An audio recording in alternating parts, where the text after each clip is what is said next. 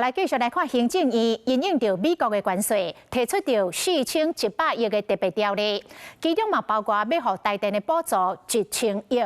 这是互在野党的立委真火大，讲这个1000亿本地里的总预算已经互因删除，即摆竟然要照特别条例来偷渡。院长窦英泰今仔日到立法院向朝野党团全心来说明，讲因为产业界希望电价会当稳定。国民党团的总调鲍坤基是释出着善意，讲朝野之间良性的沟通拢支持。伊阁讲要做行政院的靠山。做伙啉咖啡，气氛阁真好。甲国民党立院党团总调鲍坤基是有讲有笑。行政院长窦英泰亲身到立院拜会拿立白三党团，希望规模4100亿的特别预算会当有朝野的支持。再次诚挚的希望，挹注台电这1000亿，能够有助于未来稳定电价。没有任何想要检讨、改进、调整我们的能源结构这样的拨补，会不会成为一个无顶洞？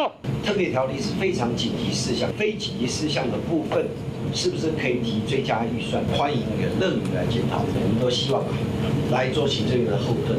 就算有所质疑，不过朝野的互动还呢这么有善意，由总调鲍坤基带领，承诺总预算该放的会重查处理。不过等一个晚来到民众党，高关税这个海啸，那你就之前的安心税，你醒来之后，你要好好积极去面对啊！你怎么提出一个大灌水又大偷渡？这4100亿，每一年要编多少钱？因为其实我连这个最基本的问题，我到目前为止都还没有办法掌握。那刚刚院长所提到的一些相关的推估跟资讯，我刚听了也是为之眼睛一亮。原本炮火正美黄国昌，雄雄伫咧最后话阁讲转来，俄罗报告真赞。